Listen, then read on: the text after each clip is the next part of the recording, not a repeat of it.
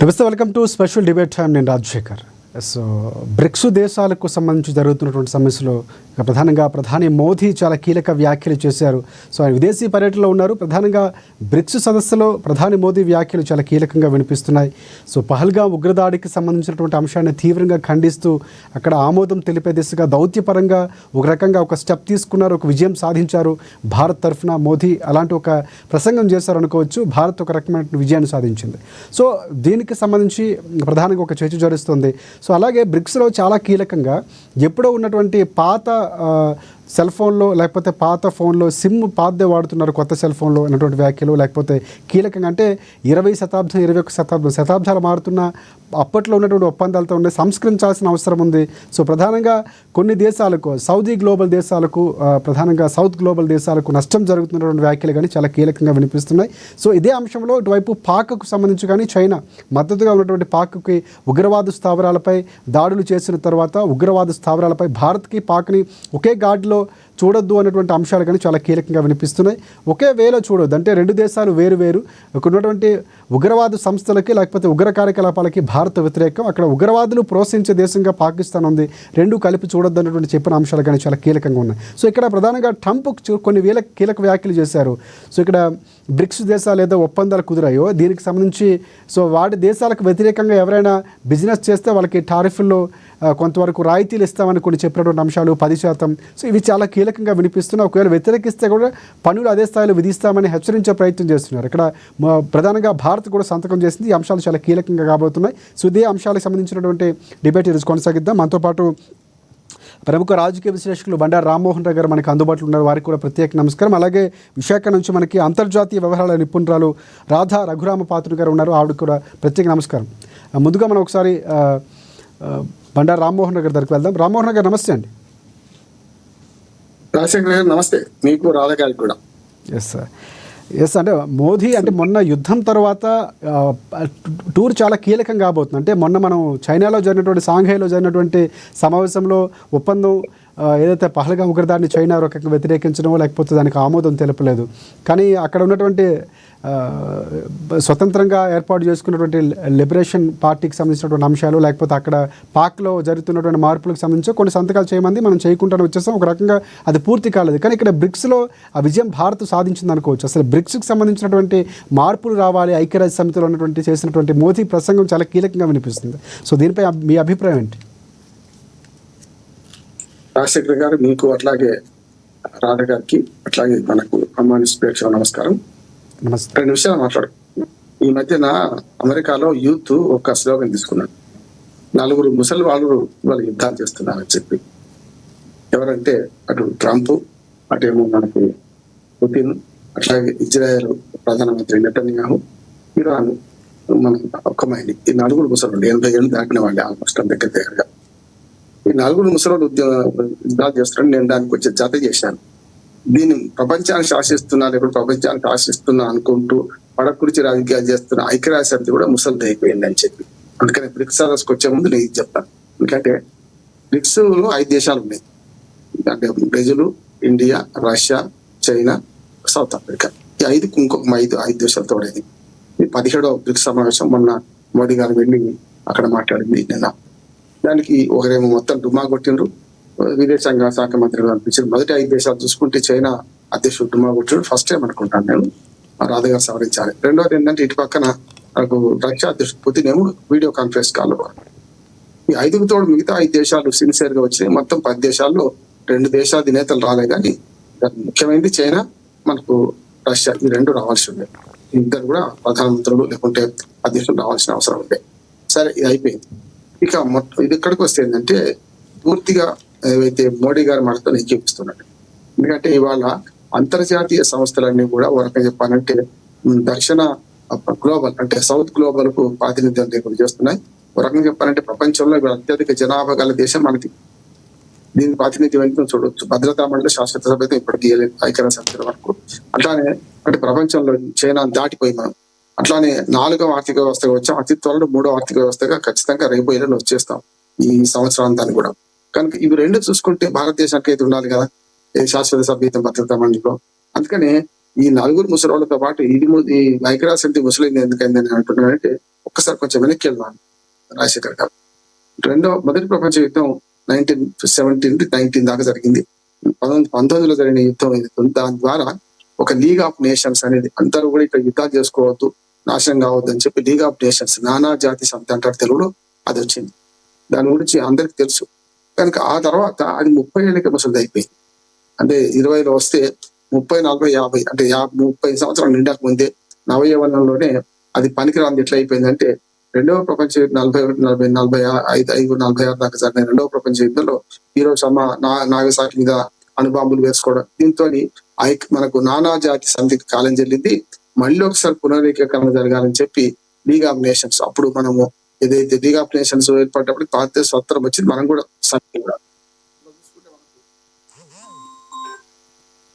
అట్లా చూసుకుంటే మనకు దానికి కూడా కాలం చెల్లింది అంటున్నాను. ఒక 30 ఏళ్ల కాలంలోనే ప్రపంచ రాజకీయాలలో నానాజాతి సమితి ప్రధాన పాత్ర వహించేది పోయిందంటే మరి 80 ఏళ్ల కాలం వచ్చింది. మోడీ గారు స్పష్టంగా అన్నారు, సిమ్ కార్డు వేసుకొని ఆ సెల్ ఫోన్ ఉన్నా కూడా నెట్వర్క్ లేకపోతే ఎట్లా ఉంటుందో, ఇవాళ ఆర్టిఫిషియల్ ఇంటెలిజెన్స్ యుగంలో ఇది సరైనది కాదు, ఖచ్చితంగా దీన్ని ఆధునీకరణ చేసుకోవాలి. ఆర్టిఫిషియల్ ఇంటెలిజెన్స్ యుగంలో సిమ్ కార్డు ఫోన్ ఉండి కూడా మనకు నెట్వర్క్ లేకపోతే మనం ఏం మాట్లాడలేం కదా, ఏం చేయలేం కదా, అది దాంతో పూర్తిగా చూపిస్తున్నాడు. రెండోది రాజ్యాంగ సంస్థలు. ఇప్పుడు ఏదైతే ఐక్యరాజ్య సమితిలో కానీ WHOలో కానీ దానికి అనుబంధ సంస్థలు చాలా ఉన్నాయి. ఆహార సంస్థ కానీ ఐక్యరాజ్య సమితిలో విభాగాలు ఏమవుతున్నాయో అందులో ముఖ్యంగా ఐక్యరాజ్య సమితిలో గుండెకాయ భద్రతా మండలి. భద్రతా మండలిలో ఇంకా 5 దేశాల పెత్తనం, 5 దేశాలు వీటో హక్కు ఉపయోగించుకోవడం, 5 దేశాలు అంటే దేని ముందరబడి వాళ్ళు 5 ఏం చేస్తారంటే ఎవరికి అనుకూలంగా వాళ్ళు వీటో హక్కు ఉపయోగించుకుంటారు. అప్పుడు ఏమవుతుంది, ప్రపంచంలో ఏ చిన్న సంస్కరణ రావాలన్నా కూడా సమస్య లేదు, రానివ్వదు. ఇప్పుడు అమెరికా తన ప్రయోజనం వీటో హక్కు ఉపయోగించుకుని మిగతా 4 దేశాలు ఏం చేయలేవు, వీటో హక్కు ఉన్న దేశాలు కూడా. అట్లాగే ఈ మిగతా 4 దేశాలు కూడా పక్కన చైనా ఉపయోగించుకుంటుంది ఒకసారి, అట్లానే రష్యా ఉపయోగించుకుంటుంది. ఇట్లా వీళ్ళు ఏం చేస్తున్నారంటే ఫ్రాన్స్ కానీ జర్మనీ కానీ ఈ 5 దేశాలు ప్రపంచ రాజకీయాలను ముందు కొనిస్తారు, ప్రపంచ అభివృద్ధిని కూడా ముందు కొనిస్తారు. వాళ్ళకు అనుకూలమైన నిర్ణయాలు తీసుకుంటుంది. ఇక భద్రతా మండలిలో ఉన్న ఇంకా మిగతా 10 దేశాలు ఉన్నాయి, అవి 2 ఏళ్లకు ఒకసారి మారుతుంటాయి. ఆ 10 దేశాలలో 2 ఏళ్లకు ఒకసారి మారే దానిలో కూడా మనం శాశ్వతంగా ఉండలేము. కనుక భారతదేశానికి శాశ్వత సభ్యత్వం కావాలని మన కోరిక ఏది కోరుతున్నామో అది చాలా కరెక్ట్. అందుకనే ఆయన ఇంకో మాట అన్నాడు. ఎందుకంటే పాత ఆయుధాలను పట్టుకొని మనం ఎట్లా యుద్ధం చేయలేమో, ఇవాళ ఈ పాత విధానాలు పట్టుకొని ప్రపంచవ్యాప్తంగా కొన్ని మార్పు చేయలేము. అందుకని ఇవాళ ఆ 4 ముసలులతో పాటు ఐక్యరాజ్య సమితి కూడా 80 ఏళ్ళ ముసలిది అయిపోయింది. దాన్ని మళ్ళా సంస్కరించాల్సిన అవసరం ఉంది. భద్రతా మండలిలో భారతదేశంతో పాటు ఇంకో 4 దేశాలకు మొదటి అసలు వీళ్ళకి వీటో పవర్ తీసేయాలి. వీటో పవర్ తీసేయడంతో పాటు మిగతా దేశాలకు భద్రతా మండలిలో స్థావరం కల్పించినప్పుడు జరుగుతుంది. ఇంకొక మాట చెప్పి ముగిస్తాను నేను. ఏదైతే పాకిస్తాన్ ఇండియాను గుర్రాన్ని విద్యా ఘాటను కట్టొద్దని ఆయన స్పష్టంగా. ఇవాళ ఇరాన్ లాంటి దేశం కూడా ఉగ్రవాద దానికి బలి అవుతుంది, అది బలి చేస్తుంది. 2 ఉన్నాయి మనం చూసినాం కదా ఉగ్రవాదాలకు. అట్లానే అమెరికా అయితే నష్టపోయింది ఎక్కువ. ట్విన్ టవర్ చూసుకుంటే అమెరికా కూడా ఇవాళ ఉగ్రవాదాలను కూడా అవుతుంది. చైనా లాంటిది అది లోపల ఏం తెలియదు కనుక మనకి బయట ప్రపంచం తెలియదు కనుక చైనా కూడా ఒక రకంగా చెప్పాలంటే భయంగా బతుకుతున్న ప్రపంచంలో చైనా ఒంటరికైతే ఉండలేదు కదా. అట్లాగే రష్యా పుతిన్ చూస్తున్నాం మనం, ఉక్రెయిన్ యుద్ధం, ఉక్రెయిన్ రష్యా యుద్ధం. ఈ దేశంలో చాలా దేశాలు, UAE లాంటి దేశం కూడా ఏముంటుందంటే ఉగ్రవాదాన్ని వ్యతిరేకంగా పోరాడతాం అంటుంది. అమెరికా ఇప్పుడు అంటది, మళ్ళీ పాకిస్తాన్ మద్దతు వస్తుంది. కనుక మోడీ గారు అన్న మాట కూడా ఏంటంటే ఉగ్రవాదానికి వ్యతిరేకంగా మనం ఒకటి కావాల్సిన అవసరం ఉంది. పాకిస్తాన్ ఇండియాను ఒక దిగు చూడకండి. డిఫెన్స్ లో పోతున్నాం, వాళ్ళు ఆఫీస్ లో పోతున్నారు ఉగ్రవాద స్థావరాల గురించి. దానికి అనుబంధంగా నిన్న బిలావర్ భుట్టో మాట కూడా వెంటనే ముగిస్తాను. బిలావర్ భుట్టో ఏమన్నాడు, అక్కడి ఉగ్రవాదులను మేము ఒప్పచెప్తాం పాకిస్తాన్ మన ఇండియాకు అని అన్నాడు. అనగానే నువ్వెవడు కాపాడించడానికి నీ సంగతి పడతా అని చెప్పి ఉగ్రవాది డైరెక్ట్ వాడు మా బిలావర్ భుట్టో స్టేట్మెంట్ కి వ్యతిరేకంగా మాట్లాడింది కదా. ఇంకొకటేమో ఆచూకీ లేదు. మనం ఏమంటున్నాం, బిలావర్ భుట్టో ఎవరైతే ఆచూకీ లేదు ఆయన ఎక్కడుందో చెప్పండి మేము పట్టిస్తాం. అంటే దొంగ పోలీస్ ఆట అంటే దొంగ పోలీస్ ఆట ఆడి పాకిస్తాన్ లో నక్కి ఉన్న తీవ్రవాదిని పాకిస్తాన్ పట్టేది, కానీ మనము తెలుసుకొని పట్టేయాలట. చూస్తున్నాం కదా. అంటే ఈ దేశంలో బ్రిక్స్ దేశాలలో కూడా ఇంకా కొన్ని దేశాలు చేరడం మంచిది అంటున్నాను, చేరింది. వీటిని కూడా ఇప్పుడు బ్రిక్స్ పదం మార్చాలి. బ్రిక్స్ 5 దేశాలు పరిమితం కనుక పదం మార్చాలి. ఇప్పటికే సార్క్ దేశాలు ఉన్నాయి, బ్రిక్స్ ఉన్నాయి, G20 ఉన్నది.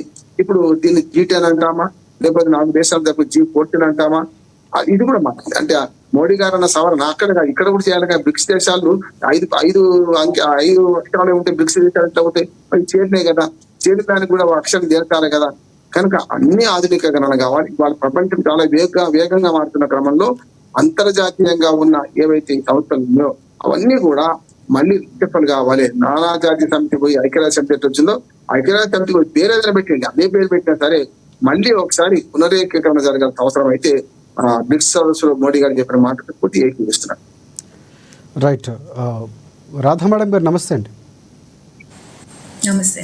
ఎస్, ప్రధానంగా అంటే రామ్మోహన్ రావు గారు చాలా కూలంకషంగా మోదీ మాటలు ఏవైతే ఉన్నాయో పాతకాలంలో ఉన్నటువంటి చట్టాలు లేకపోతే ఉన్నటువంటి మార్పులు, భద్రతకు సంబంధించినటువంటి మార్పులు జరగాల్సిన అవసరం ఉందని మోదీ చెప్పిన మాటలకు ఒక రకంగా ఆలోచించాల్సిన అంశంగానే చెప్తున్నారు. సో మీరేమంటారు? ప్రధానంగా అంటే ఇటువైపు చాలా కీలకంగా, ఎందుకంటే భారత్ వేగంగా ఎదుగుతున్నటువంటి దేశంలో, అభివృద్ధి చెందుతున్న దేశంలో ఉంది. సో ఇలాంటి సమయంలో ఒక రకంగా ఏ బిల్లు పాస్ చేసుకోవాలన్నా లేకపోతే భారత్కు అనుకూలంగా ఉండాలన్నా కూడా బయట దేశాలు మద్దతు తీసుకోవాల్సిన పరిస్థితి వస్తుంది. ఎందుకంటే సొంతంగా నిర్ణయాలు తీసుకునే స్థాయికి ఈరోజు భారత్ ఎదిగింది. మన యుద్ధ పరిస్థితులు కూడా మనకు తెలియజేశాయి. సో ఈ నేపథ్యంలో మోదీ ప్రసంగాన్ని ఏ విధంగా చూడొచ్చు అంటారు? నమస్తే అండి. ప్రేక్షకులందరికీ కూడా నమస్కారం. ముఖ్యంగా ఈ బ్రిక్స్ బ్రెజిల్లో ఇప్పుడు జరుగుతున్నటువంటి 17th బ్రిక్స్ సమ్మిట్ ఏదైతే ఉందో దాని టైటిలే ఒకసారి మనం ఒకసారి ఆలోచన చేస్తే strengthening global south partnership for inclusive and sustainable governance. అంటే global south 85% of the global south voice కి ఈ బ్రిక్స్ సమ్మిట్ ఏదైతే ఉందో ఇది ఒక వెరీ ఇంపార్టెంట్ ప్లాట్ఫామ్. అలాగే బ్రిక్స్ సమ్మిట్ జరుగుతుంది అంటేనే ఆల్రెడీ ట్రంప్ చాలాసార్లు సండే కూడా ట్వీట్ చేశారు. తను 2-3 సార్లు ఒకసారి అంటారు బ్రిక్స్ కరెన్సీ కనుక మీరు తీసుకొని వస్తే 100% టారిఫ్ విధిస్తాము అంటారు. మరొకసారి ఈ యుఎస్ఏ పాలసీ ఇనిషియేటివ్ కి ఎగెనిస్ట్ గా బ్రిక్స్ ఏమైనా పాలసీ ఇనిషియేటివ్స్ తీసుకొస్తే 10% టారిఫ్, మీకు ఆల్రెడీ ఉన్న టారిఫ్ పై 10% టారిఫ్ విధిస్తాను అని మరొకసారి అంటారు. అంటే దీన్ని బట్టే మనం అర్థం చేసుకోవచ్చు bricks summit is going to be a very very important platform.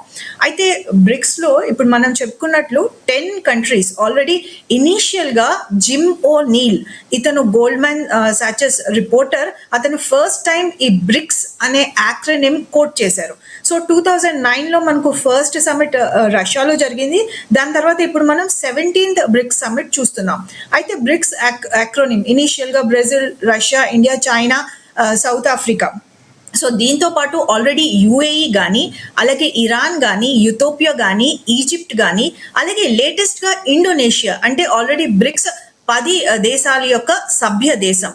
అలాగే 2023లో సౌదీ అరేబియా కూడా మనం బ్రిక్స్ సభ్యత్వానికి బ్రిక్స్ నేషన్స్ ఒక ఇన్విటేషన్ పంపించాయి. అయితే సౌదీ అరేబియా ఇప్పటి వరకు ఇంకా తను యుఎస్ ని చూస్ చేసుకోవాలా, అలాగే ఇటు బ్రిక్స్ ని చూస్ చేసుకోవాలా అన్న డైనమాలో కంప్లీట్ గా అఫీషియల్ మెంబర్షిప్ తంది కంప్లీట్ అవ్వలేదు. బట్ ఆల్రెడీ బ్రిక్స్ ఈ 10 దేశాల సభ్యత్వంతో ఆల్రెడీ బ్రిక్స్ మనం చూస్తే half of the world population ఉందండి. అలాగే 41.4% of the global GDP, purchasing power ప్యారిటీలో మనం చూసుకున్నట్లయితే 41.4% గ్లోబల్ జీడిపిని రిప్రజెంట్ చేస్తుంది ఈ బ్రిక్స్ రీజనల్ ఎకనామిక్ గ్రూపింగ్. అలాగే దీంతో పాటు ఆల్రెడీ 23 మెంబర్ కంట్రీస్ మాకు బ్రిక్స్ సభ్యత్వం కావాలి అని ఆల్రెడీ మెంబర్షిప్ అప్లై చేసి ఉన్నాయి. దీంతో పాటు మరొక 21 నేషన్స్ అప్లై చేయడానికి వెయిట్ చేస్తున్నాయి. అంటే నియర్లీ 45 కంట్రీస్ బ్రిక్స్ లో మేము చేరుతాము అని ఎదురు చూస్తున్నటువంటి పరిస్థితి. కాబట్టి ఇప్పుడు జరుగుతున్నటువంటి బ్రిక్స్ రీజనల్ గ్రూపింగ్ సమిట్ ఏదైతే ఉందో మొత్తం ప్రపంచ దేశాలన్నీ ఇటు వెస్టర్న్ డామినేటెడ్ ప్లాట్ఫామ్స్ మనం చెప్పుకున్నట్లు G20 కానీ లేదంటే ఇతర వెస్టర్న్ డామినేటెడ్ ప్లాట్ఫామ్స్ ని వదిలేసి they are looking towards BRICS. So దీనికి మెయిన్ రీజన్ ఏంటంటే ఈ వెస్టర్న్ డామినేటెడ్ ప్లాట్ఫామ్స్ లోని ఈ గ్లోబల్ సౌత్ నేషన్స్ యొక్క వాయిస్ ని వినిపించడానికి అవకాశం లేదు. ఫర్ ఎగ్జాంపుల్ IMF కనుక చూసుకున్నట్లయితే దానిలో వీటో పవర్ ఆ నేషన్ యొక్క జీడిపిని అలాగే ఆ నేషన్ యొక్క కాంట్రిబ్యూషన్ పై ఆధారపడి ఉంటుంది. అలాగే మరొక వైపు యునైటెడ్ నేషన్స్ సెక్యూరిటీ కౌన్సిల్ మనం చూసినట్లయితే already it is dominated by western powers. For example and counter terrorism group కి చైర్మన్ గా పాకిస్తాన్ ని ప్రకటించినటువంటి విషయం. అలాగే ఫర్ ఎగ్జాంపుల్ మనం చూసినట్లయితే ఇటు హ్యూమన్ రైట్స్ కమిటీకి చైర్మన్ గా చైనాని సెలెక్ట్ చేసినటువంటి పరిస్థితి మనకు కనిపిస్తుంది. దీంతో పాటు వరల్డ్ ట్రేడ్ ఆర్గనైజేషన్ కానీ, అలాగే వరల్డ్ హెల్త్ ఆర్గనైజేషన్ కానీ, అలాగే world trade organization Trump 100% tariff అంటే ఏమి చేయలేని పరిస్థితుల్లో వరల్డ్ ట్రేడ్ ఆర్గనైజేషన్ ఉంది. కాబట్టి మోస్ట్ ఆఫ్ ద ఈ మల్టీలాటరల్ ఫోరమ్స్ ఏదైతే ఉన్నాయో వీటి అన్నిటి యొక్క రివైవల్ ప్రతి సభ్య దేశం కోరుకుంటుంది. For example especially global south economies కానీ, డెవలపింగ్ ఎకానమీస్ కానీ, వీళ్ళు వరల్డ్ బ్యాంక్ కోసం కానీ, ఏషియన్ డెవలప్మెంట్ బ్యాంక్ కానీ, అలాగే మిగిలిన బ్యాంక్స్ కి కానీ, IMF కానీ లోన్ కి వెళ్లే పరిస్థితుల్లో ప్రతి లోన్ కూడా దాంతో కొన్ని శాంక్షన్స్ కానీ, అలాగే కొన్ని కంపల్షన్స్ కానీ తీసుకొని వస్తుంది. సో ఈ లోన్స్ తీసుకోవటం వల్ల ఇటు ఇన్కమ్ ఇన్ఈక్వాలిటీస్, అలాగే కంట్రీస్ కంప్లీట్ గా ఇండెటెడ్ అయిపోయినటువంటి పరిస్థితి మనకు కనిపిస్తుంది. కాబట్టి 2015 లో బ్రిక్స్ డెవలప్మెంట్ బ్యాంక్ స్టార్ట్ చేసాము. ఈ ఇయర్ ఆల్రెడీ డికేడ్ కంప్లీట్ చేసుకుంటున్నటువంటి పరిస్థితి. అలాగే ఇటు బ్రిక్స్ మెంబర్ కంట్రీస్ కానీ, ఇతర developing and emerging market economies అన్నిటికీ కూడా ఇటు డెవలప్మెంటల్ అండ్ ఇన్ఫ్రా యాక్టివిటీస్ లో సపోర్ట్ చేస్తున్నటువంటి పరిస్థితి. అలాగే ప్రతి నేషన్ కి ఇప్పుడు చెప్పుకున్నటువంటి 10 నేషన్సే కాకుండా 10 స్ట్రాటజిక్ పార్ట్నర్స్ కూడా ఉన్నారు.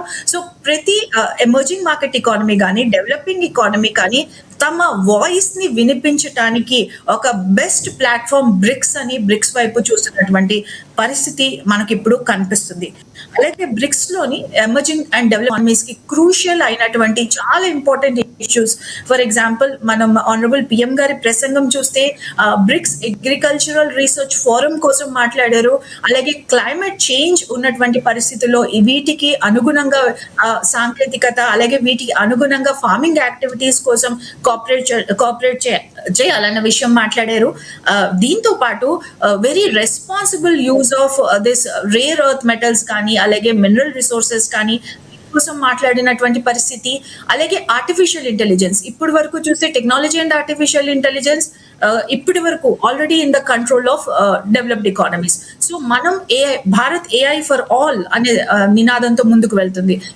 AI ఫర్ ఆల్ అనే అంశంపై కూడా ఆనరబుల్ PM ప్రసంగించారు. అలాగే దీంతో పాటు రెస్పాన్సిబుల్ క్రెడిట్ మీద కూడా, అలాగే క్రెడిట్ ఇంటిగ్రేషన్ పైన కూడా తన ప్రసంగం మనం చూసాము. అలాగే బ్రిక్స్ సైన్స్ రిపోజిటరీ అనే విషయంపై కూడా ప్రసంగించారు. అన్నిటికంటే ఇంపార్టెంట్ ఇష్యూ ఈ టెర్రరిజం పైన కూడా తన చేసిన ప్రసంగం కంప్లీట్ గా వరల్డ్ అంతా కూడా ఈ రోజు విన్నటువంటి పరిస్థితి. కాబట్టి ఒక గ్లోబల్ సౌత్ వాయిస్ ని ప్రపంచమంతా వినిపించడానికి BRICS summit very very important. And ఈ సంవత్సరం బ్రిక్స్ సమిట్ లో టారిఫ్స్ కోసం చర్చిస్తారు. అలాగే డిఫరెంట్, ఫర్ ఎగ్జాంపుల్ ఇంపార్టెంట్ అంశం అందరూ ఎదురు చూస్తున్నటువంటిది బ్రిక్స్ కామన్ కరెన్సీ తీసుకొస్తుందా, అమెరికా కూడా భయపడుతున్నటువంటి అంశం ఇదే. సో ఈ విషయంపై కూడా చర్చ జరుగుతున్నటువంటి అంశం వెరీ ఇంపార్టెంట్. ఇప్పుడు చెప్పుకున్నట్టు ఈ మల్టీలాటరల్ ఆర్గనైజేషన్స్ కానీ, ఈ ఇంటర్నేషనల్ ప్లాట్ఫామ్స్ కానీ, WTO కానీ, వరల్డ్ హెల్త్ ఆర్గనైజేషన్ కానీ, UNSC కానీ, దీనిలో IMF కానీ రిపోర్ట్ తీసుకోవాల్సిన అవసరంపై కూడా ఈ రోజు రేపు చర్చలు జరగనున్నాయి. రైట్. అంటే ఒకవేళ కామన్ కరెన్సీ తీసుకొస్తే కనుక బ్రిక్ దేశాలకు సంబంధించి, లేకపోతే ఒక రకంగా ఒక మంచి విజయం సాధించబోతుంది, ఈ దేశాలు ఏవైతే ఉన్నాయో దానికి లబ్ధి చేకూరబోతుంది అనుకోవచ్చు మేడం? ఇది చాలా ఇంపార్టెంట్ అంశం అండి. ట్రంప్ కూడా భయపడుతున్నది ఇది. ఆల్రెడీ ఇప్పుడు ఉన్నటువంటి పరిస్థితుల్లో జియో పొలిటికల్ అంశాలు కానీ, వార్ కానీ, అలాగే ట్రంప్ తానే తీసుకుంటున్నటువంటి నిర్ణయాల వల్ల కానీ డాలర్ పతనం ఆల్రెడీ స్టార్ట్ అయింది అన్న అంశం మనం ఒకసారి మనం మార్కెట్స్ చూస్తే మనకు తెలుస్తుంది. కాబట్టి ఈ బ్రిక్స్ కామన్ కరెన్సీపై చర్చ కొంతకాలంగా కొనసాగుతుంది.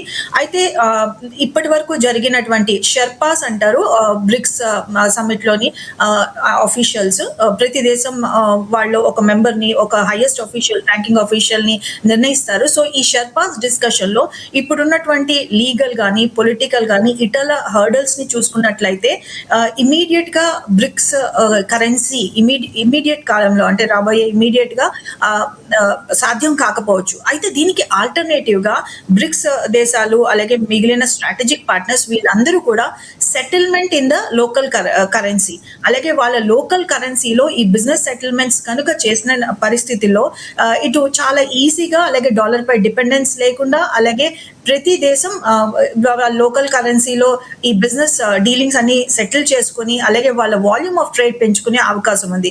ఆల్రెడీ మన భారత్ ఇదే విషయమై already vostro local currency settlement vostro units 123 places లో మోర్ దెన్ 30 నేషన్స్ లో స్టార్ట్ చేసినటువంటి పరిస్థితి. అలాగే రష్యా కూడా తన SFS అలాగే చైనా సిప్స్ అంటారు. సో ఈ లోకల్ కరెన్సీ సెటిల్మెంట్ అనుగుణంగా లోకల్ కరెన్సీ సెటిల్మెంట్ అవకాశాన్ని అలాగే లోకల్ కరెన్సీలో సెటిల్ చేసే అవకాశాన్ని వినియోగించి చేస్తున్నారు. అలాగే సెంట్రల్ బ్యాంక్స్ అన్ని కూడా ఇటు BRICS country member banks for example కానీ హాంకాంగ్ కానీ అలాగే భారత్ కానీ అలాగే మిగిలిన దేశాలన్నీ కూడా వాళ్ళ సెంట్రల్ బ్యాంక్ డిజిటలైజ్డ్ కరెన్సీలో కూడా కన్వర్ట్ చేస్తే ఫర్ ఎగ్జాంపుల్ చైనా CYN అలాగే హాంకాంగ్ ఈ బ్రిడ్జ్ కానీ అలాగే థాయిలాండ్ కానీ విత్ ఇతర ఏషియన్ కంట్రీస్ తో ఇంటిగ్రేట్ చేసే అంశం కూడా చూస్తున్నారు. సో ఈ సెంట్రల్ బ్యాంక్ డిజిటలైజేషన్ కనుక జరిగినటువంటి పరిస్థితిలో సో వాల్యూమ్ ఆఫ్ ట్రేడ్ అలాగే మన ఇతర ఇటు రష్యా ఇటు US కరెన్సీ పై కాకుండా అలాగే ఇతర వెస్టర్న్ కరెన్సీ పై ఆధారపడకుండా సో మన బిజినెస్ డీలింగ్స్ మరింత క్విక్ గా మరింత ఫాస్టర్ గా అలాగే మరింత ఎకనామికల్ గా మనం సెటిల్ చేసుకునే పరిస్థితి కనిపిస్తుంది. రైట్ రామ్మోహన్ రావు గారు, అంటే ప్రధానంగా ట్రంప్ వ్యాఖ్యలు చాలా కీలకంగా కనిపిస్తుంది. అంటే వ్యతిరేకంగా చేసుకున్నటువంటి ఒప్పందాలు లేకపోతే ఈ అంశాలకు సంబంధించి అంటే ఏకపక్ష టారిఫ్లను ఖండించినటువంటి వ్యతిరేకించినటువంటి బ్రిక్ దేశాలకు సంబంధించి ఒక 10% ఇస్తామని చెప్పడం, అంటే ట్రంప్ చేస్తున్నటువంటి విధానం మేడం గారు చెప్పినట్టు భయపడుతున్నారా లేకపోతే చేస్తున్నటువంటి వ్యాఖ్యలు చాలా కీలకంగా కనిపిస్తుంది. ఎందుకంటే భారత్ ఒప్పందాలపై సంతకం చేసింది. సో ఈ దేశంలో మిత్రదేశం అని చెప్తుంది, మోదీ నాకు మంచి స్నేహితుడు అని చెప్తున్నాడు. కానీ చేస్తున్నటువంటివన్నీ కూడా భారత్కు వ్యతిరేకంగాను విధానాలు చేస్తున్నటువంటి సందర్భాలు మొన్న వివరించిన తీరు కానీ పూర్తిసారి యుద్ధం నుంచి పరిస్థితులు మారిపోయాయి. సో ఇక్కడ ఎదుర్కోవడంలో భారత్ ఎలా ముందుకు వెళ్లాల్సిన అవసరం ఉందంటారు? రాజశేఖర్ గారు రాధా గారు చెప్పిన పూర్తి ఏకీభవిస్తున్నారని కొంచెం దారుణంగా సమాచారం చెప్పే ప్రయత్నం చేస్తారు. ఎందుకంటే యూరో కరెన్సీ విఫలమైంది. అందుకని వారు అవరోధాలు చెప్పారు రాధా గారు. యూరో కరెన్సీ చేస్తే దాన్ని ఎంత నాశనం చేయాలంత చేసి యూరో కరెన్సీ నుంచి మళ్ళీ డాలర్లకు మళ్ళీ ప్రయత్నం చేశారు. వాళ్ళని విభజించి యూరోప్ దేశాలన్న సమ్మిట్ ఒక దగ్గర అయితే వాళ్ళందరినీ విచ్ఛిన్నం చేసిన పాపట్టు ట్రంప్ కదా చూసాం కదా. ఇక్కడ మనం బ్రిక్స్ సదస్సులు పోయిన సదస్సులోనే మన కరెన్సీ వస్తుంది అంటే ఫస్ట్ భయపడేది ఎవరు? అమెరికా. ప్రెసిడెంట్ ఎవరున్నా సరే ట్రంప్ అంటున్నాం, ట్రంప్ కన్నా ముందు జో బైడెన్ కూడా తప్పవాడు ఏం కాదు. అమెరికా ప్రెసిడెంట్స్ ఎవరైనా వారి ప్రయోజనం భారత పెత్తనాన్ని భారత్ ఎదుగుదల చూడలేకపోతున్నాయి అనుకోవచ్చు అమెరికా. రెండు ఉంటాయి. ఇప్పుడు వాళ్ళ రెండు రాధా గారు చెప్పారు. ఒకటేమో మనం బాగా శక్తివంతం అయితే భద్రతా మండలిలో కోరుతాం కనుక అది కావద్దు. కాకుండా అంటే మన పక్కలో బలంలాగా పాకిస్తాన్ ఎప్పుడు కోర్చేస్తుంది. అది ఇంతకుముందు మీరు అన్నారు కదా రాజశేఖర్ గారు. అంటే మోడీ నాకు మంచి మిత్రుడు అంటున్నారు. కానీ దుర్మార్గంగా మునీర్ను పిలిచి విందించిండు కదా. అసలు ఒక సైన్యాధ్యక్షుడిని పిలిచి విందిస్తున్నాడు. అక్కడ ప్రభుత్వము ప్రజాప్రభుత్వము అక్కడ ప్రజాస్వామ్యము అంత పట్టియాల్సినట్టే కదా లెక్క. అయితే ఇప్పుడు మన సైన్యాధ్యక్షుడిని పిలిస్తే మనం పోతాడా? అమెరికా పోడు కదా. సైన్యాధ్యక్షుడు కేవలం రాజకీయ నాయకత్వం ఏం చెప్తే అది తింటారు కదా. అక్కడ అట్లా కాదు కదా. ఆ సైన్యాధ్యక్షుడి మీద కూడా టెర్రరిస్టులు ఉన్నారు. అదే కదా బిలవర్ పుట్టో మాజీ మంత్రి ఆయన మాట్లాడితే ఇప్పుడు ఎవరు సమాధానం ఇచ్చిండు? వాళ్ళు ప్రభుత్వం ఇయ్యలే, ఎవరు ఇస్తున్నాడు, నువ్వెవడికి అంటున్నావు. అంటే ఒక రకంగా చెప్పండి, పాకిస్తాన్ లో కింద స్థాయి ప్రభుత్వం ఆఖరిగా ప్రజలు కనపడే ప్రభుత్వం ఒకటి, దాని మీద పెత్తనం చేస్తే సైన్యం, దాని మీద పెత్తనం చేస్తే మనకు తీవ్రవాదం.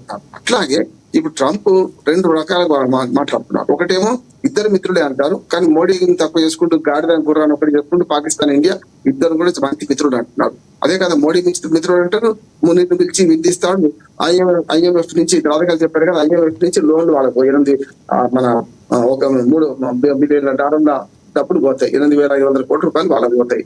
అందుకని దీంట్లో మనం అర్థం చేసుకోవాల్సింది అంటే యూరోపియన్ కరెన్సీ యూరో ఎట్లా విఫలమైందో ఒకవేళ మనం అనుకుంటే సాధ్యం కాదు ఇప్పుడు వెంటనే, కానీ ఒకటి సాధ్యం అవుతుంది, మన లోకల్ కరెన్సీని మార్చుకోవడం.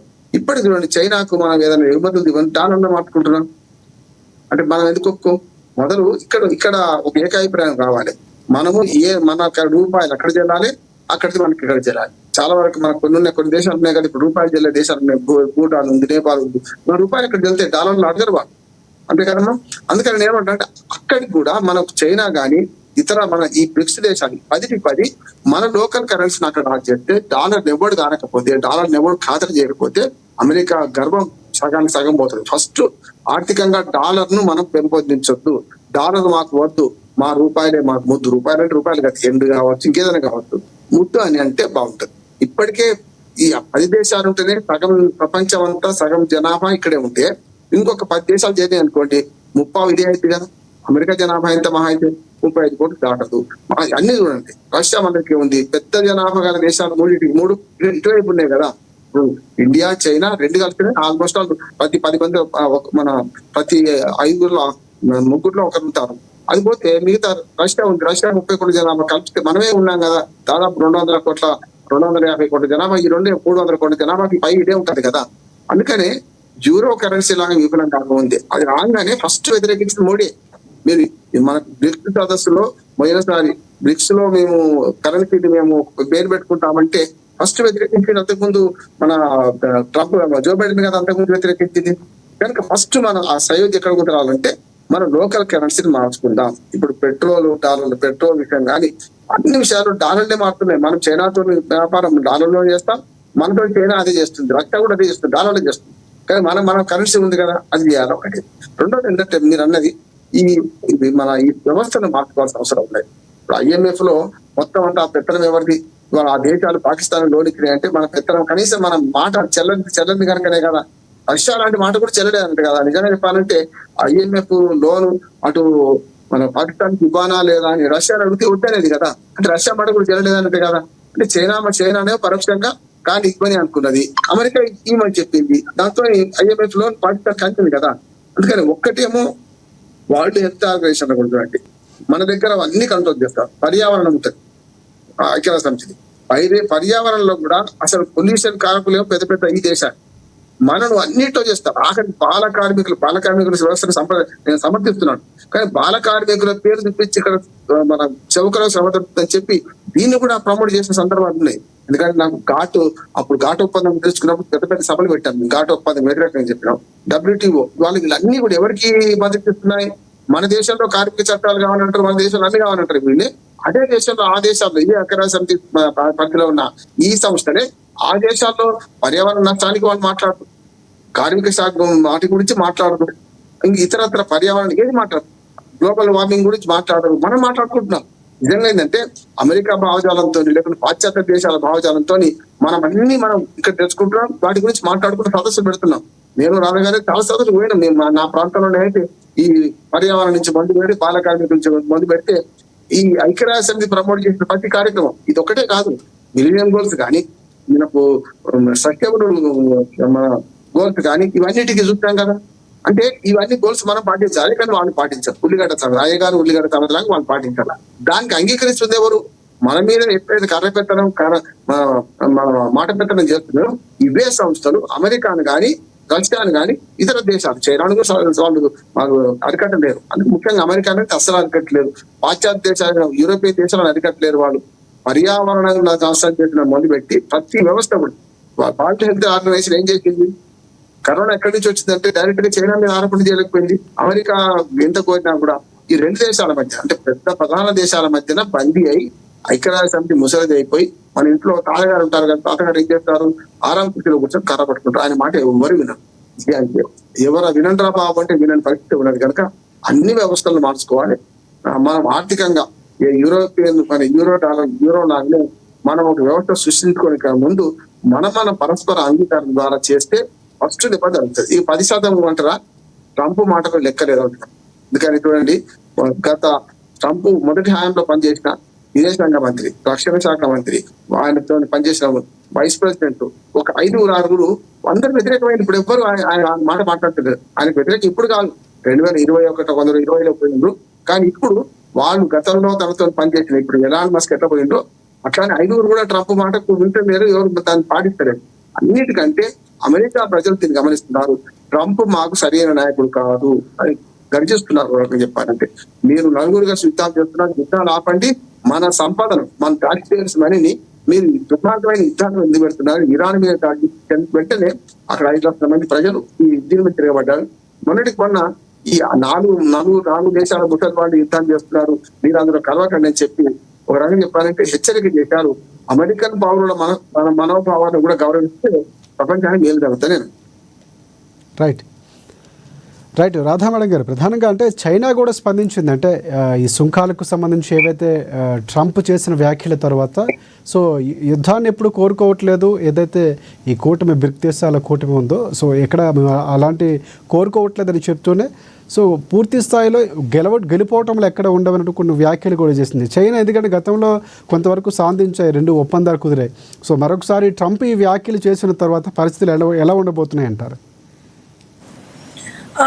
ముఖ్యంగా ఈ టారిఫ్స్ కోసం డిస్కషన్ జరుగుతుంది అని జరిగింది, అలాగే జరుగుతుంది అని కూడా ముందుగా మనం ఎక్స్పెక్ట్ చేసాం. బికాజ్ ఇప్పుడు జియో పొలిటిక్స్ అంతా ట్రంప్స్ ఒకటి యుద్ధాల వైపు, అలాగే మరొక వైపు ట్రంప్ టారిఫ్స్ చుట్టూనే తిరుగుతున్నటువంటి పరిస్థితి. అయితే ఈ ఎక్కడ కూడా ఇప్పటి వరకు జరిగినటువంటి డెలిబరేషన్స్ లో చూసినట్లయితే ఈ టారిఫ్స్ ని క్లియర్ గా అలాగే కంప్లీట్ గా కండెమ్ చేస్తూ ఈ డిస్కషన్స్ కానీ డెలిబరేషన్స్ కానీ ఇప్పటి వరకు బ్రిక్స్ సమ్మిట్ లో జరిగాయి. అయితే ఎక్కడ కూడా క్లియర్ గా ట్రంప్ పేరు కానీ అలాగే ఈ ట్రంప్ పేరు తీసుకున్నటువంటి పరిస్థితి ఇప్పటి వరకు కనిపించలేదు. అయితే క్లియర్ గా ఈ టారిఫ్స్ ని ఎగెనిస్ట్ గా అలాగే టారిఫ్స్ ని సీరియస్ గా కండెమ్ చేస్తూ మొత్తం ఈ బ్రిక్స్ మెంబర్ కంట్రీస్ ఇప్పుడు జరుగుతున్నటువంటి 17th బ్రిక్స్ సమ్మిట్ లో డెలిబరేషన్స్ క్లియర్ గా మెన్షన్ చేశాయి, అలాగే క్లియర్ గా జరిగినటువంటి పరిస్థితి. అలాగే ఇప్పటి వరకు మనం చెప్పుకున్నటువంటి ఇంటర్నేషనల్ ఇన్స్టిట్యూషన్స్ ఏదైతే ఉన్నాయో ఈ multilateral forums, world trade organization IMF కానీ అలాగే యునైటెడ్ నేషన్స్ సెక్యూరిటీ కౌన్సిల్ కానీ వీటన్నిటికి కూడా రిఫార్మ్ చేయాలి అన్న డిస్కషన్ కూడా జరిగినటువంటి పరిస్థితి మనకు కనిపించింది. అయితే ఇప్పుడు జరుగుతున్నటువంటి ఈ 17th బ్రిక్స్ సమ్మిట్ లో first time Chinese president Xi Jinping పాల్గొనడం జరగలేదు, అలాగే చైనీస్ రిప్రజెంటేటివ్ ప్రీమియర్ లీ పాల్గొనడం జరిగింది. అయితే ఇది ఫస్ట్ టైం చైనీస్ లీడర్ ఈ బ్రిక్స్ సమ్మిట్ కి అటెండ్ కాకపోవటం, అలాగే రష్యా పుతిన్ మాత్రం బ్రిక్స్ సమ్మిట్ ని వీడియో కాన్ఫరెన్సింగ్ ద్వారా, అంటే అతని పైన ఉన్నటువంటి ఇంటర్నేషనల్ వారెంట్ ఉన్నటువంటి పరిస్థితుల్లో వీడియో కాన్ఫరెన్సింగ్ ద్వారా బ్రిక్స్ సమ్మిట్ లో మెంబర్ నేషన్స్ అన్నిటిని కూడా అడ్రస్ చేశారు.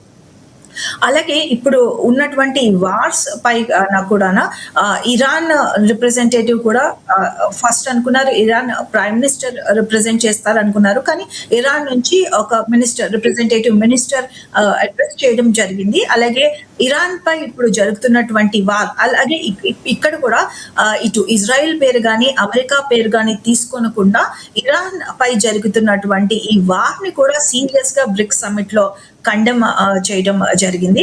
అలాగే దీంతో పాటు ఇటు ఉక్రెయిన్ వార్ కూడా ఉక్రెయిన్ నేమ్ తీసుకోకుండా దాన్ని కూడా మెన్షన్ చేయడం జరిగింది.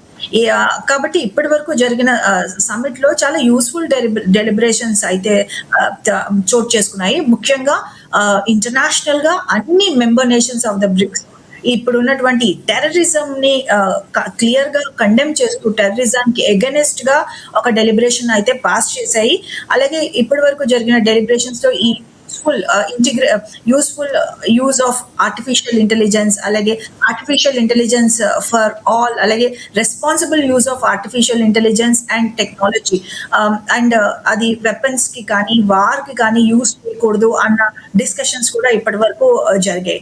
అలాగే ముఖ్యంగా అగ్రికల్చర్ కొలాబరేషన్, అలాగే బ్రిక్స్ అగ్రికల్చర్ రీసెర్చ్ ఫోరం లో జరుగుతున్నటువంటి డెలిబరేషన్స్ కూడా చాలా యూస్ఫుల్. అన్నిటికన్నా ముఖ్యంగా బ్రిక్స్ కరెన్సీ, అలాగే integration of financial integration of bricks countries మీద డెలిబరేషన్స్ కూడా చాలా యూస్ఫుల్ గా ఇప్పటి వరకు ఉన్నటువంటి పరిస్థితి. అలాగే ఒక BRICS research group, financial integration research group కూడా ఆల్రెడీ వర్క్ చేస్తుంది.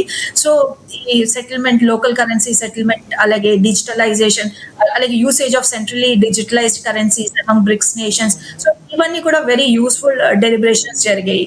సో ముఖ్యంగా బ్రిక్స్ సమ్మిట్ జరుగుతుంది అంటే అన్ని వెస్టర్న్ ఎకానమీస్, ముఖ్యంగా ట్రంప్ ఎవ్రీ మినిట్ చూస్తున్నటువంటి పరిస్థితి. బికాస్ ఒకవేళ బ్రిక్స్ కనుక మరింత బలపడితే, అప్లై చేసి అలాగే చేసినటువంటి 45 నేషన్స్ కూడా బ్రిక్స్ లో కనుక ఆల్రెడీ చేరిన పరిస్థితిలో, so BRICS regional grouping is going to become very very big. So అది అన్డౌటెడ్లీ పవర్ ఏదైతే ఉందో ఇప్పుడు వెస్టర్న్ డామినేటెడ్ యుఎస్ దగ్గర ఉన్నటువంటి ఈ పవర్ అండ్ అలాగే యుఎస్ దగ్గర ఉన్నటువంటి ఈ ఎకనామిక్ మైట్ అంతా కూడా కంప్లీట్ గా ఇటు సౌత్ కి షిఫ్ట్ అయిపోయినటువంటి under the leadership of India south కి షిఫ్ట్ అయిపోయినటువంటి పరిస్థితి చాలా తక్కువ దూరంలోనే ఉందని బ్రిక్స్ సమ్మిట్ మనకి అనిపిస్తుంది. రైట్. రామ్మోహన్ రావు గారు, ఒకటి ప్రధానంగా అంటే ఒకవేళ ఇందాక మేడం గారు మాట్లాడుతూ 23 దేశాలు మెంబర్షిప్ కోసం ఎన్రోల్ చేసుకోవడం, లేకపోతే 21 దేశాలు వెయిటింగ్లో ఉండటం, ఇవన్నీ కూడా ఒక భవిష్యత్తులో బ్రిక్స్ అనేది ఒక బలమైనటువంటి గ్రూప్గా మారితే, లేకపోతే ఆ వ్యవస్థగా మారితే కనుక సో మార్పులన్నీ వస్తే మోదీ ఆశించినట్లు సో ఒక ట్రంప్ని లేకపోతే భారత ఎదుగుదల రెండు ఒకేసారి జరగవచ్చు అనుకోవచ్చు మనం. బలవంతమైన సర్పం చలిచీమల చేత చిక్కి చావచ్చేది కనుక బలవంతమైన సర్పం ఎప్పుడైనా సరే చీమలైనా చంపేస్తాయి. ఇదే ఇక్కడ జరగాల్సింది. ఇక్కడ మోడీయా లేకుంటే ట్రంపా వీళ్ళందరూ శాశ్వతం కాదు. భారత్ ఒక కీలకమైనటువంటి పాత్ర పోషిస్తుంది అనేది మాత్రం ఒప్పుకోవాల్సిన అంశం అంటారు. అందుకని ఇక్కడ భారతదేశం ఇప్పుడుగా అలీన విదేశాంగ విధానం నెహ్రూ గారు ప్రారంభించింది. మార్షల్ టీటో, నాసరు, అట్లాగే నెహ్రూ ముగ్గురు ప్రారంభించింది. కొన్ని దేశాలు కలిసి వచ్చినప్పుడు ఇప్పటికి కూడా మన బ్రిక్స్ దేశాల్లో అంతఃసూత్రం ఏంటి చూడండి. ఎక్కడ కూడా ఇంతకుముందు రాధా గారు చెప్పారు కదా, ఎక్కడ రష్యా ఉక్రెయిన్ అనే పేరు ఉటంకించకుండా, ఎక్కడ అమెరికా లేకుంటే ఇజ్రాయెల్ లేకుంటే ఇరాన్ అనే పేరు ఉటంకించకుండా, తిట్టను పోరా గాడిద కొడుక అని అనేటప్పుడు అంటే తిట్టిండి అన్నట్టే కదా. ఇది అంతే, తిట్టకుండా పేరు తీయకుండా తిట్టేది తిట్టిన మనం. అంటే బ్రిక్స్ సదస్సు ఏం చేసిందంటే వీళ్ళను అక్షమిస్తూనే అక్షమించినట్టు. ఇప్పుడు రష్యా ఉన్నది, రష్యా ఉక్రెయిన్ యుద్ధంలో ఏ పక్షం మనం వహించలేం కదా. ఇరాన్ ఇజ్రాయెల్ ఉంది, ఇరాన్ మన సభ్య దేశం అందరూ బ్రిక్స్ లో. మరి ఇరాన్ ను సమర్థిస్తే మరి రేపు పొద్దున మరొక సమస్య వస్తుంది కదా మనకు. చైనా ఉన్నది, చైనా పాకిస్తాన్ మిత్రుడు, మరి మన పాకిస్తాన్ గురించి పూర్తిగా ప్రస్తావిస్తే అది కూడా కష్టమే కదా. అందుకని ఏమన్నా మనం పాకిస్తాన్ పేరు వచ్చింది. ఎట్లా వచ్చింది అంటే ఉగ్రవాదాన్ని సమర్థించే దేశాలు ఏవైనా సరే వాటిని క్షమించొద్దు, సహించొద్దు అన్న.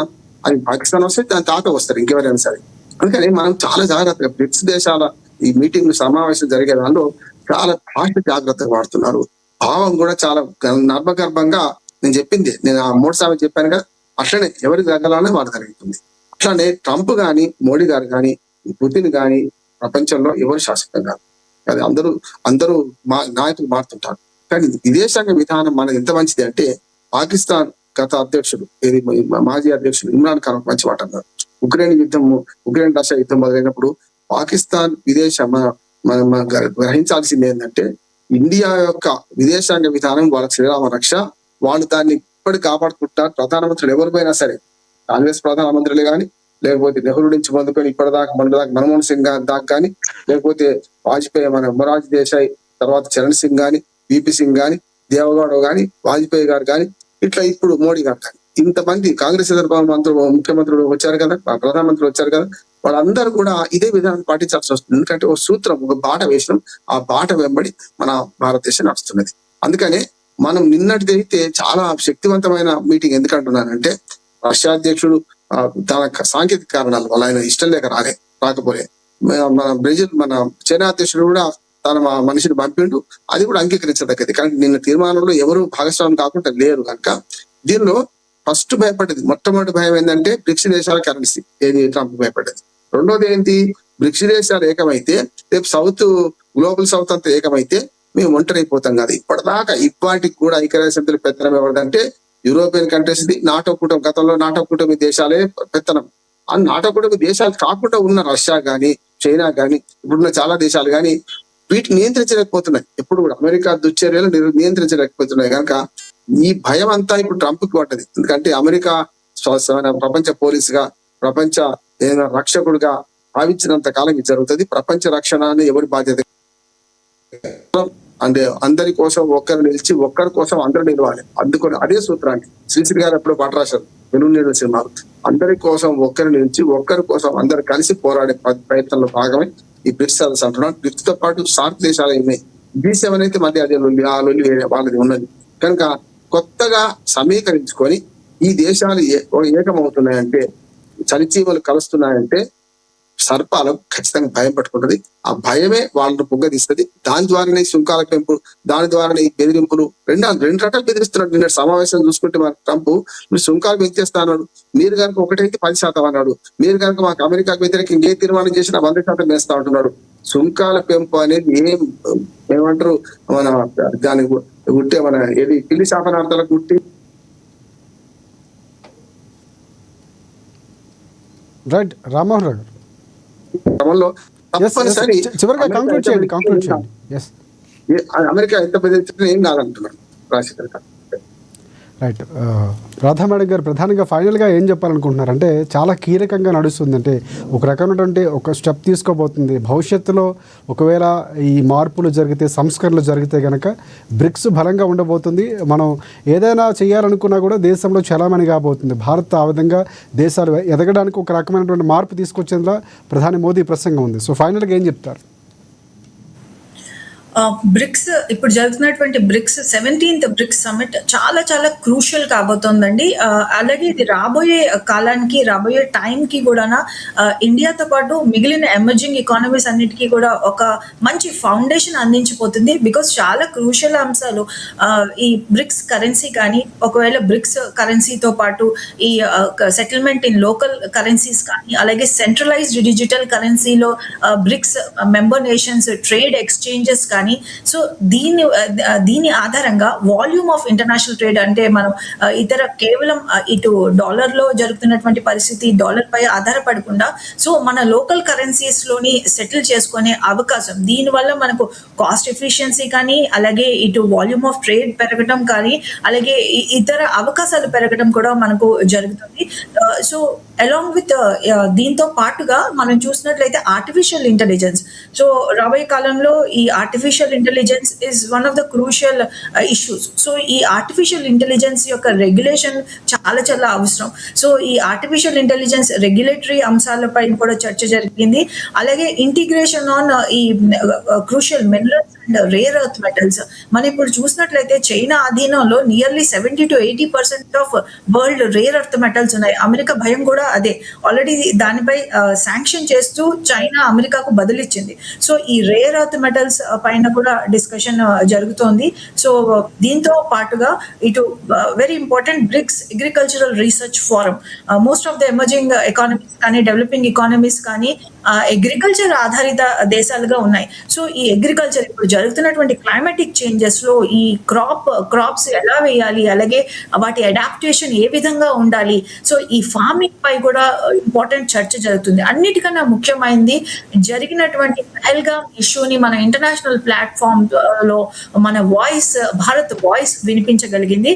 సో ఇది కూడా ఈ టెర్రరిజం పై తీసుకో రాబోతున్నటువంటి డెలిబరేషన్స్ చాలా వెరీ వెరీ క్రూషియల్ గా ఉన్నాయి. అండ్ ఒక విధంగా మన భారత ప్రధానమంత్రి గారు చేసినటువంటి ప్రసంగం రాబోయే కాలానికి ముఖ్యంగా emerging market economies, developing economies యొక్క వాయిస్ అంతర్జాతీయంగా వినిపించడం అన్నది చాలా చాలా ముఖ్యమైన అంశం. సో రాబోయే కాలంలో బ్రిక్స్ మెంబర్షిప్ మరింత పెద్దదవుతుంది. ఈ సంవత్సరమే మనం 10 years BRICS development bank Shanghai చైనాలో ఉంది. 2015లోని స్టార్ట్ చేయడం జరిగింది. కేవలం వెస్టర్న్ బ్యాంక్స్ పైన ఆధారపడకుండా ఉన్నటువంటి అంశంలో. So BRICS development bank membership కూడా పెరుగుతూ వస్తున్నటువంటి పరిస్థితి. కాబట్టి కేవలం వరల్డ్ బ్యాంక్ శాంక్షన్స్ పై ఆధారపడకుండా ఇటు సపోర్టింగ్ ఇన్ఫ్రాస్ట్రక్చర్, అలాగే ఇతర ఫైనాన్షియల్ అండ్ డెవలప్మెంట్ నీడ్స్ కి బ్రిక్స్ డెవలప్మెంట్ బ్యాంక్ కూడా సపోర్ట్ అందిస్తున్నటువంటి పరిస్థితి. కాబట్టి బ్రిక్స్ లో భారత్ ఒక బిగ్ రోల్ ప్లే చేసింది, ప్లే చేయబోతుంది. అలాగే రాబోయే కాలానికి బ్రిక్స్ లో ఇప్పుడు తీసుకున్నటువంటి నిర్ణయాలు చాలా ఇంపార్టెంట్, క్రూషియల్ గా ఉండబోతున్నాయి. Right, thank you Radha Raghurama పాత్ర మేడం గారు, మీకు కూడా ప్రత్యేక ధన్యవాదాలు. అలాగే రామ్మోహన్ రావు గారు, మీకు కూడా ప్రత్యేక ధన్యవాదాలు. చూద్దాం అంటే ఒక భారత్, ఎందుకంటే మనకు విజువల్లో చూసినప్పుడు కూడా 10 దేశాల్లో మిడిల్గా భారత్ ఉండటం, మోదీ ఉండటం సో ఆ విజువల్ కూడా చూస్తున్నారంటే అంత ప్రాధాన్యత ఉంది మోదీ ప్రసంగం. భవిష్యత్తులో ఇవి చాలా కీలకంగా ప్రభావితం కాబోతున్నాయి. ఇప్పుడు తీసుకున్నటువంటి నిర్ణయాలు, ప్రసంగం చాలా కీలకం కాబోతుంది. భారత్ ఒక ఆర్థిక వ్యవస్థలోనే కాకుండా బలమైనటువంటి దేశంగా ఎదగబోతున్న దానికి ఒక సూచనగా చెప్పుకోవచ్చు. ఇటువైపు ట్రంప్ నిర్ణయాలు ఎలా ఎదుర్కొంటారు, భవిష్యత్తు ఈ అంశాలు కూడా చాలా కీలకం కాబోతున్నాయి. సో ఏదైనా ఇప్పుడు జరుగుతున్న బ్రిక్స్ సమావేశాలు చాలా కీలకం కాబోతున్నాయి. ఒక అద్భుతమైనటువంటి మార్పులు సంతరించుకోబోతున్నాయి దానికి సూచికగా చెప్పుకోవచ్చు. డిబేట్లో పాల్గొన్న రామ్మోహన్ రావు గారికి అలాగే రాధా రఘురామ్ పాత్ర గారికి ప్రత్యేకంగా ధన్యవాదాలు తెలియజేసుకున్నాం. ఇది ఇవాళ డిబేట్ పాయింట్. రేపటి డిబేట్ పాయింట్లో మళ్ళీ మనం కలుసుకుందాం. అంతవరకు చూస్తూనే ఉండండి ANN తెలుగు న్యూస్.